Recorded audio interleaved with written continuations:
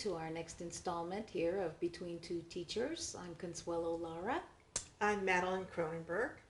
and we're here to give you updates and talk about school district business, keep you informed. And I want to start where I sort of left off last time, talking about resolutions that I think we need to bring to the board. And I so I just listed them, but I want to talk for a minute about each one of them.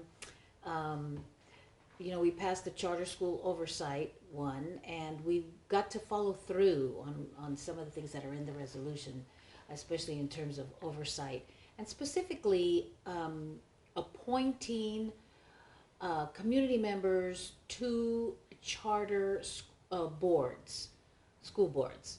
So that's one that we're going to have to follow through on, and yeah. Um, That's right, and that's been done by other school districts have taken advantage of their legal right to do that.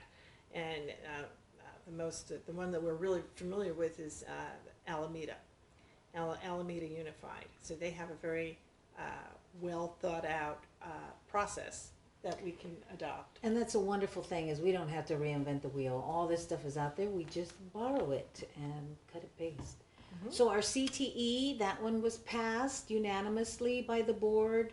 We want to really strengthen our job training for students, and I'm really looking forward to that. That's a big one, and we're going to need a lot of community industry partnerships. And I really believe, we talk about the problem of teachers coming and going, and then I think if we have strong industry partners, I really think that's the key to keeping it going, because they're going to continue to need workers, so right. And labor and qualified employees. Right, and even if people in a particular position within the business, they shift out. If that person's job has to serve as liaison to the school district, then that position, it continues. It continues, and that's just one person, one company, and we have a lot, including government officials, and really looking forward to that. So we're getting started on that this summer, working hard on that one. The Arts Equity Resolution has been submitted. We'll know in a couple of hours if it's on the board agenda for Wednesday, and hopefully it is. And if it is, we want all of you who are interested in arts, maintaining and increasing arts in our schools, that you'll come and speak to that and talk about read the resolution and let us know what you think about it. Email everybody, come to the board and support that resolution. All right, that resolution is based on the Create California's statement of basically a student's Bill of Rights with respect to arts education. Arts education should not be exclusively the purview of our wealthiest students. And typically when budgets shrink, the first thing that happens is that lower income children lose their arts education. The idea here is to make sure that that doesn't happen in the future, and that there's a commitment, an equity commitment, so that all of our children have a right to a really abundant and robust education in the arts. Absolutely. So look forward to that one. So now the ones coming up that we have not yet submitted, but we're working on them, they're percolating. One I want to talk about is the workforce housing. This would be district workforce housing, not just teacher housing, but those employees of the district. And again, not reinventing the wheel. Pittsburgh is doing this. Berkeley is doing this. We take and modify according to our needs here in the district, but this is something that we really need here. I've already gotten some responses from people who are really excited about this happening. When you're faced with, do I leave the place that I love, in order to be able to afford a house? Those are the decisions some of our employees are having to face, and they don't want to go anywhere. They don't want to leave. And so we need to help that, especially when it comes to housing. So that's a big one. And we've got the presentation, because it's less than a year ago that we spent a good deal of money, and the folks from DCG Strategies last June 27th, just a year from the coming board meeting, gave their presentation. And that presentation is on the website, and I'll link to it here. So if you're watching this video and want to see the presentation, you can just click on it in the description to this YouTube. But that presentation did explore an analysis of district properties and come to a conclusion that there was the possibility of building on our district properties. So that is one of the many things we can do.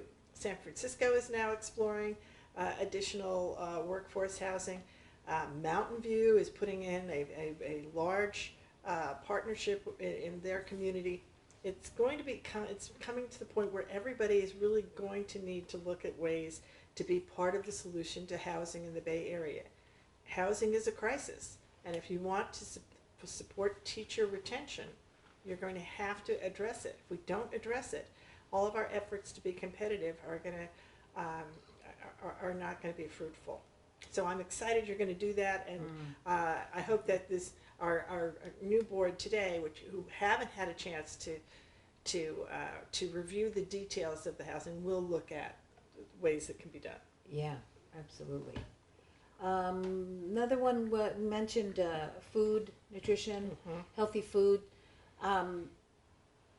Plainly, we want to get away from processed foods. We want to serve our students, our children, fresh, local, seasonal foods. That's the bottom line. And how we do, and try to do that without outsourcing, without having to, using contracts. I feel like we have enough talent in-house that we could do this. And yes, I know it needs more labor and more money, but we need to look at it and explore that and all the possibilities of providing fresh food to our children. So we'll be putting together a resolution around that. That's a big challenge, but it can be done. And it's just a matter of really starting the conversation and also looking for funding streams, maybe from a variety of sources that are connected to health. Yeah. Because what this will do our children will only get healthier if their food is healthier. Yeah. And we do provide food for our children all year long. There's only 2 weeks during the winter break, that we don't have food sources available for the children in the district. As a matter of fact, I'll post the link to this too. Anyway, it's a list of all of the places in the district that are serving food during the summer. Yeah. So that's it. And very few districts do that. Exactly. Right? We have always made the commitment here. This is a long term, very long time that we have made the commitment to do it all year round. These are our families, and we want our families to be able to be healthy. But to the extent we can have them healthier yet and work to have the source the food that we're serving differently, which is really what we're talking about, that can only improve things.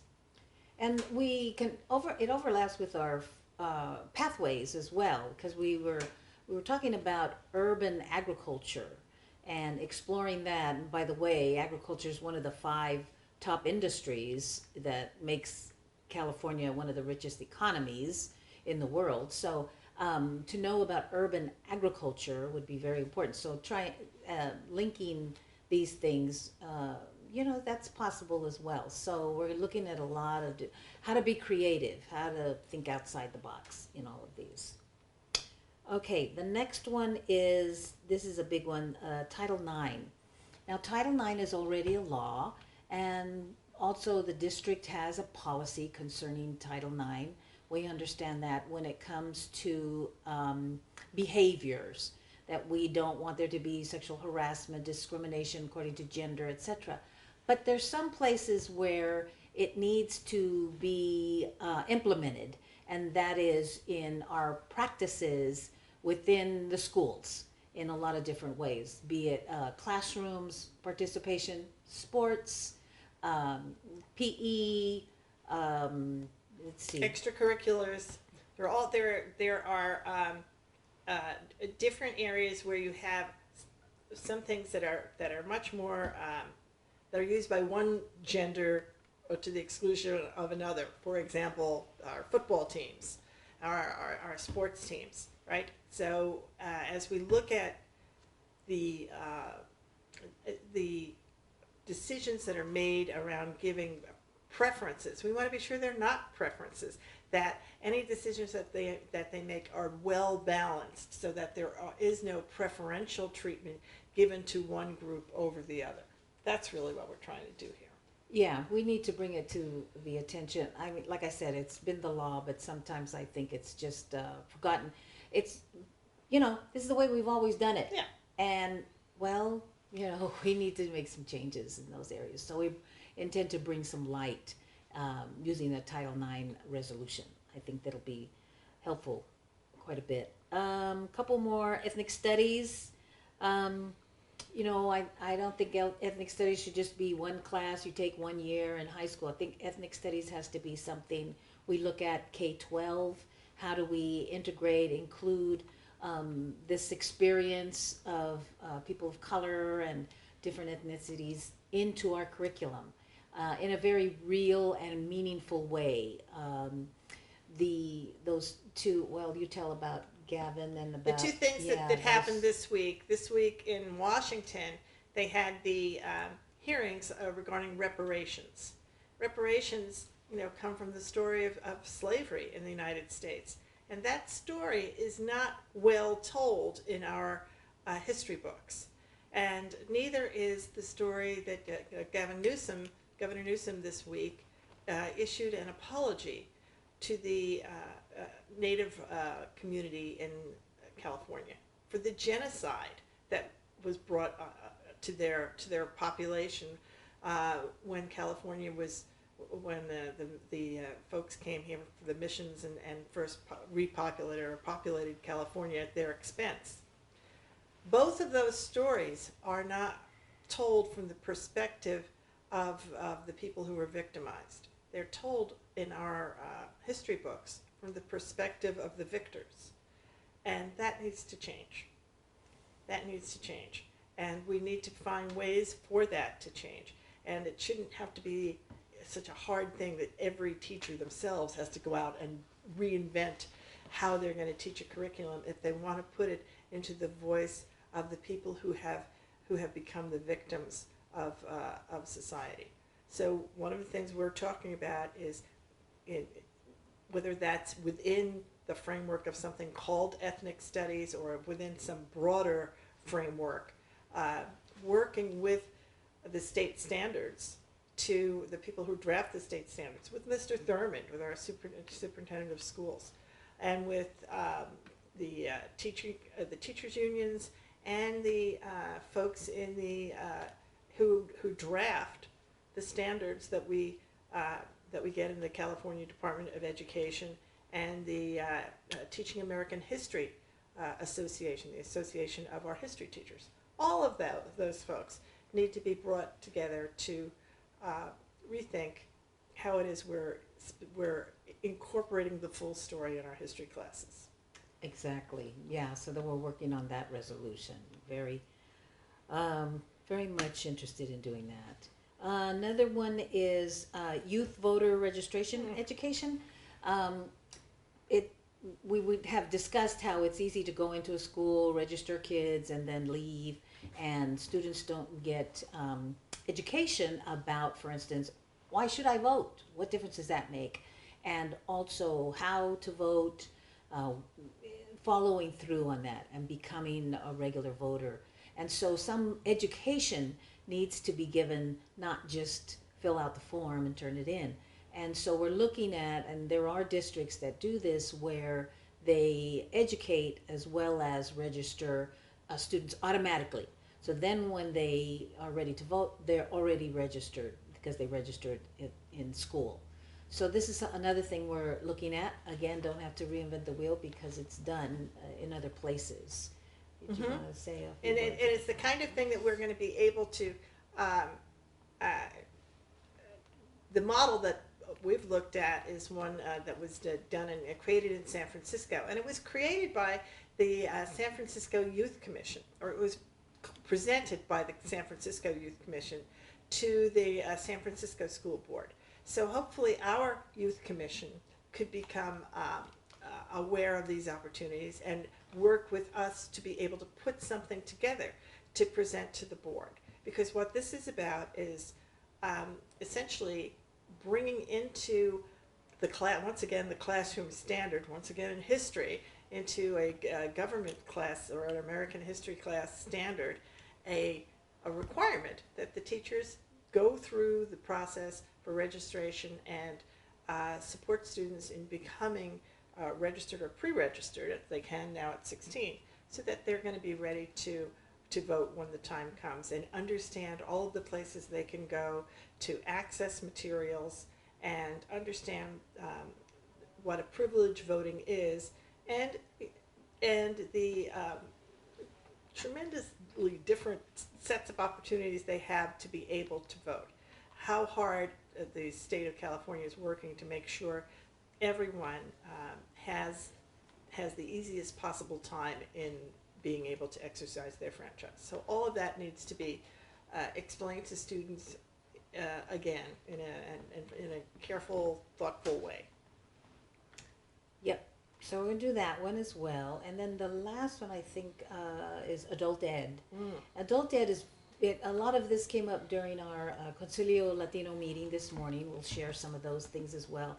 Adult ed is very multi-layered, multifaceted, because adult ed, we see it as a huge umbrella under which can go a lot of things that we've already mentioned, be it,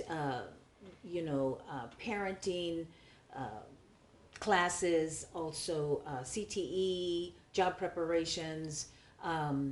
So there's just so many things, and so we want to put together a very organized adult ed program and have that here in our district, because, for instance, we learned today there are no ESL classes being taught anywhere this summer. That's really a crisis as far as I'm concerned. When they open up an ESL class, it fills up right away, and those are needed. Citizenship and GED classes, those have always been very, very important to our immigrant communities. So different ways that we can use the potential of adult ed, we are going to have that, we're going to organize that in a way that's in a resolution that we'll bring forward as well. So. And we want to partner with the adult ed community. The adult ed teachers are represented by the California Council for Adult Education, and the California, which is CCAE, and CCAE has been trying for the past few years to restore some of the funding that was cut. They underwent a massive cut in 2008, and they are only, and then they went through a variety of changes in how they're funding, how they are funded. And this year they were trying to get the governor to understand the importance of adult ed and restore. They wanted $110 million put back into the budget, which apparently has not happened. They wanted some additional funding around a fee policy for CTE, and they had some additional requests around adult ed, once again, teacher credentialing. Teacher credentialing for, this is what allows somebody to teach in adult ed, and there's also credentialing issues around career tech. Mm-hmm. Right, those credentials, that's my credentials. I have an adult ed career tech credential. The rules around those have changed, but what you want to do is be sure that your community understands what they are, and that we support our teachers, particularly with the career tech ones, in being credentialed in both their classroom, their academic license, their academic credential, and the career tech credential if they've done the work to be able to qualify for it, because that would allow us to broaden the career tech classes that we offer, and also in adult ed, the career tech classes that we offer. And the big difference here is that career tech teachers bring some outside business experience to the table, and that's counted and it's required in order to have the career tech credential. If you don't have it, you don't get a career tech credential. So if your experience has been completely academic, you're not going to qualify for it. But we have many teachers who are here in second careers who have that other experience. So that's also part of looking at adult ed, is supporting their wishes to be able to have the adult ed credential improved. Mm-hmm. So this is us joining in with with what CCAE has been advocating for at the state level, and we really haven't partnered with them around anything before. Yeah. And so this allows us to do that. Yeah, absolutely.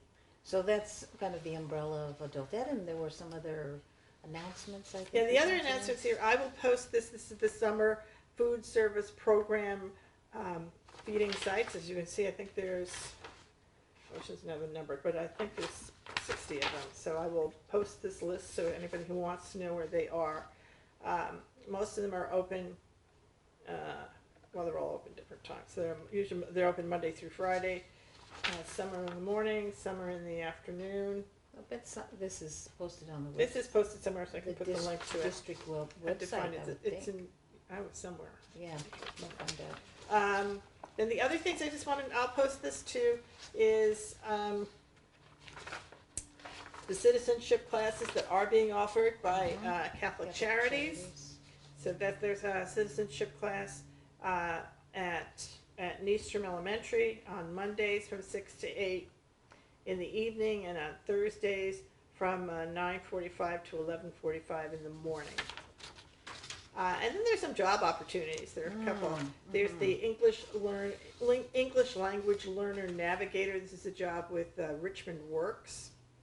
And it's a $17 to $19 an hour job. For someone who's a unique role focused on building working relationships, solving problems, supporting English language learners and immigrant participants as they learn to navigate their way through community, social, and training education services. This is to help somebody get through it all. And also then the census jobs. The census jobs, there's quite a few there. We're going to post the link where you can see where they're listed. And those pay up to $25 an hour, and they get full benefits. And my experience over the years, when I taught in adult ed in Hayward, I had many students who went to work for the census, and who continued their careers as federal employees. So because once you're a federal employee, you also have access to other federal jobs, and the people who are going to give you letters of recommendation are all federal employees, because this is where you've been working. So it makes a lot of sense. It's a wonderful gateway job if you're interested in working for the federal government, and it's coming up again. So we'll put the link to it in the description. Yep. Now that's it for today. And today is, I should ask you, announce our day. Oh, happy solstice. Happy solstice, first day. It's the first day of summer. This is our June 21st episode. So we'll see you next week.